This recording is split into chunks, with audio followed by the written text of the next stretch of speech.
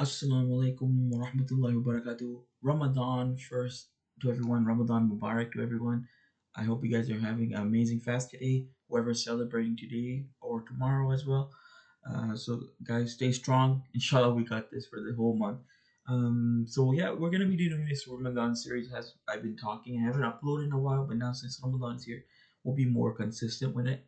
And as you guys know, yesterday was Tarawih for some people, which is night prayers, and the first chapter, what you read in the night prayers, is Surah Al-Baqarah, after the Surah Fatiha, obviously.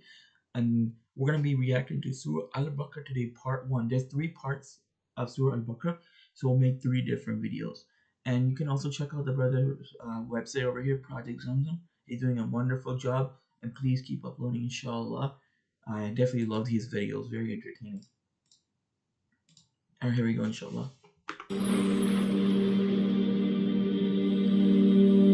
Al-Baqarah, which means the cow, is the second chapter in the Quran. It's also the longest. Yeah, so second chapter, he means after Surah Al-Fatiha, which we have to recite in every prayer. That's why it's considered the second chapter.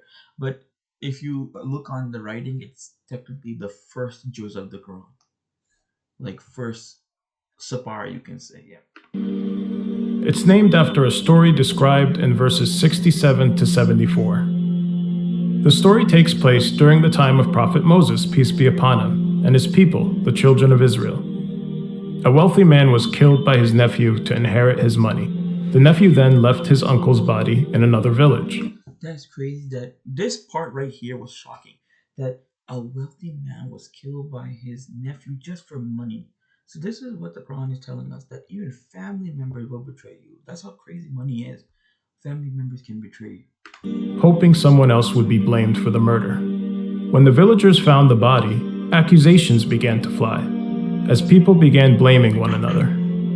The elders in the village turned to Prophet Moses, peace be upon him, for guidance. God then revealed his command to Moses, ordering his people to sacrifice a cow. They were doubtful, though, of his command, and accused Moses of mocking them. They sarcastically asked him what kind of cow, and what color should it be. God. What kind of cow? What color should it be? What age should it be? This sacrifice a cow is just simple. Like, it's like, put the car in start. Put the car in park. It's like simple instructions. God revealed to Moses that it had to be a bright yellow cow that was neither old nor young. After a long search, they finally found a cow that fit the description. It belonged to a young man who lived with his mother. They were both very poor, and the cow was the only thing his late father left them. Because of that, the price to sell the cow was very steep. He asked them for the cow's size in gold. Out of desperation, they ended up paying. After slaughtering the cow, God ordered them to strike the victim's body with a portion of the cow. After doing that, the man came back to life and immediately identified his nephew as his killer, and then died again. Okay, this is called a miracle from God. They hit the meat on the person. He came back temporarily, and he blamed his nephew and went back dead. So this is a miracle, which we call in Islam mu'jiza. It was a stunning moment for all who witnessed. God was showing the children of Israel how he can resurrect the dead. So this is basically God showing them that on the day of judgment, which we believe in Islam will be coming during the end of time, after a certain period and certain signs, then thou confirm the judgment. That God is showing the children of Israel that this is how we'll bring you back to life. Important because many among the children of Israel at the time had begun to doubt the whole notion of life after death, and their belief in the day of judgment began to waver. A large portion of this chapter talks about the children of Israel, particularly during the time of Prophet Moses, peace be upon him. They are mentioned as an example of a nation that came before us that we should not emulate. This is important because the main goal of this chapter is to establish our role as the human authority responsible for this planet. Now let's look at the 5 main parts to this chapter that we will be looking at more closely. The first part identifies 3 types of people that exist, and the key differences between them. We then learn about the importance of worshiping God and are introduced to the story of Adam, peace be upon him, and how humans came to exist.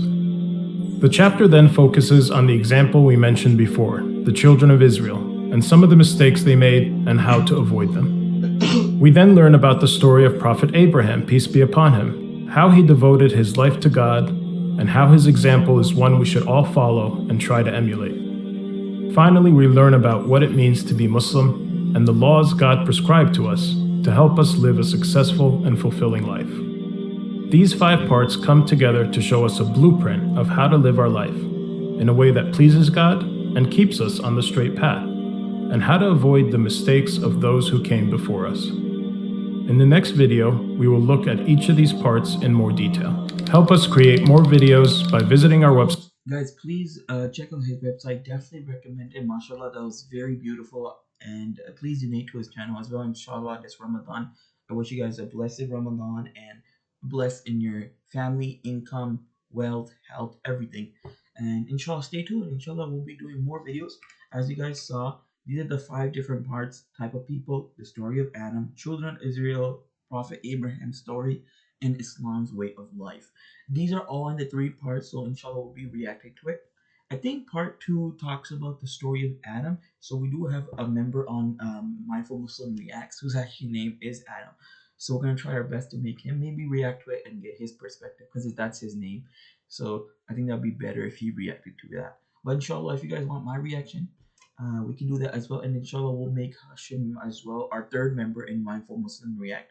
He'll be doing Islamic Quote very soon. Please, guys, keep checking out the channel. Leave some comments below of what you liked and what we should improve on. And if you have any video recommendations, please send it to us so we can, inshallah, react to it.